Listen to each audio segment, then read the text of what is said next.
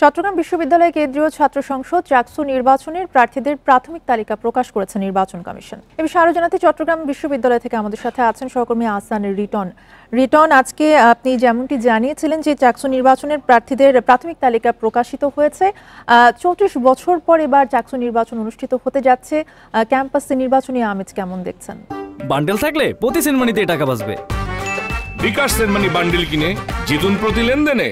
দেখুন, আমরা সকাল থেকে বলে এসেছি আসলে নির্বাচনে যে আমেজ সেটি আসলে ক্রমশ গাঢ় হতে শুরু করেছে। অর্থাৎ আমরা দেখেছি চট্টগ্রাম বিশ্ববিদ্যালয়ের যে সমস্ত ভবন রয়েছে, প্রশাসনিক ভবন, শিক্ষা ভবন থেকে শুরু করে অন্যান্য যে সমস্ত ভবনগুলো রয়েছে, সেখানে শিক্ষার্থীদের পাশাপাশি যারা প্রার্থী রয়েছেন তাদের এখন আসলে সরব পদচারণ আমরা লক্ষ্য করেছি। আপনি জানেন যে প্রায় ৩৫ বছর পর চট্টগ্রাম বিশ্ববিদ্যালয়ের যে কেন্দ্রীয় ছাত্র সংসদ চাকসুর যে নির্বাচন সেটি অনুষ্ঠিত হতে যাবে এবং সেই লক্ষ্যে আমরা দেখছি গত কয়েকদিন ধরে চট্টগ্রাম বিশ্ববিদ্যালয়ের পরিবেশ অনেকটাই উৎসবমুখর।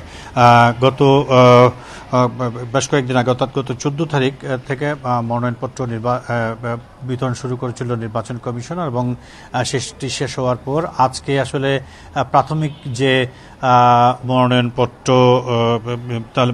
মনোনয়ন তালিকা সেটি আসলে প্রার্থীর যে তালিকা সেটি আসলে নির্বাচন কমিশন ঘোষণা করেছেন। আমরা দেখেছি যে 429 জন যারা জমা দিয়েছিলেন মনোনয়ন ফর্ম, তাদের মধ্য থেকে 19 জনকে আসলে নানা ত্রুটি বিচ্যুতির জন্য আপাতত স্থগিত রাখা হয়েছে এবং বলা হয়েছে তারা যদি নির্দিষ্ট সময়ের আগে সে সমস্ত ত্রুটি বিচ্যুতি পূরণ করে আনতে পারেন, ঠিকঠাক করে আনতে পারেন, তাহলে তাদেরকেও নির্বাচনে প্রার্থী হওয়ার সুযোগ দেওয়া হবে, এমনটি আসলে কর্তৃপক্ষ আমাদেরকে জানান। এই মুহূর্তে আমরা আছি চট্টগ্রাম বিশ্ববিদ্যালয়ের যে সমাজবিজ্ঞান অনুষদ। আমরা বলে আসছিলাম যে আজকে বিকেলে এখানে একটি যারা প্রার্থী রয়েছেন তাদের সঙ্গে একটি বিশ্ববিদ্যালয় প্রশাসনের একটি বৈঠক হওয়ার কথা রয়েছে এবং এই মুহূর্তে সেই বৈঠকটি এখানে চলমান রয়েছে এবং এই বৈঠকে মূলত নির্বাচনের দিন এবং নির্বাচনের আগে প্রচার প্রচারণা চালানোর সময় প্রার্থীরা কী ধরনের আচরণ করবে, তারা আসলে কোথায় থাকবে এবং কী ধরনের গাড়ি ঘোড়া তারা ব্যবহার করতে পারবে, সব কিছু মিলিয়ে কী ধরনের লিফলেট তারা ব্যবহার করবে,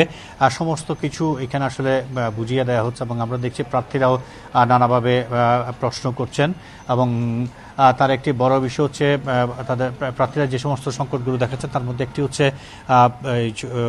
নির্বাচনের আগে দুর্গাপূজা এবং কিছু পরীক্ষার কারণে আসলে বলা যেতে পারে যে আসলে বিশ্ববিদ্যালয় একরকম বন্ধ থাকবে, আর খোলা থাকলেও সেই ক্ষেত্রে আসলে পরীক্ষার জন্য কিছু করা যাবে না। সঙ্গত কারণে তারা মনে করছেন যে চট্টগ্রাম বিশ্ববিদ্যালয়ের বাইরে অর্থাৎ মহানগর এবং তার আশপাশে যে সমস্ত ভোটাররা রয়েছেন তারা এমনিতে আসলে ক্যাম্পাসে আসতে খুব বেশি আগ্রহী নয়। সঙ্গত কারণে যদি তাদের কাছে পৌঁছানো না যায়, অর্থাৎ প্রার্থীরা যদি তাদের কাছে পৌঁছাতে না পারেন তাহলে হয়তো তারা আসলে ভোটে অংশ নেবেন না, অর্থাৎ ভোট দিতে আসবেন না।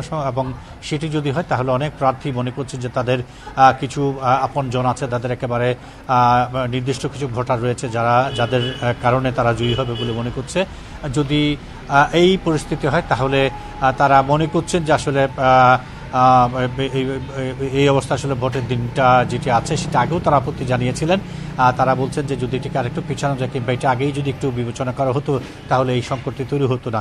তো সবকিছু মিলিয়ে আমরা দেখছি যে চট্টগ্রাম বিশ্ববিদ্যালয়ে একটি উৎসবমুখর পরিবেশে ভোটের আমেজ চলছে। 25 তারিখ চূড়ান্ত প্রার্থী তালিকা প্রকাশ করা হবে, এরপরে প্রচারণায় মুখর থাকবে চট্টগ্রাম বিশ্ববিদ্যালয়ের ক্যাম্পাস এবং সবকিছু যদি ঠিক থাকে তাহলে আগামী 12 অক্টোবর 36 বছর পর যে কাঙ্ক্ষিত চাকসু নির্বাচন সেটি অনুষ্ঠিত হবে। জি, ধন্যবাদ আপনাকে। আহসান রিটন জানাচ্ছিলেন চট্টগ্রাম বিশ্ববিদ্যালয় থেকে।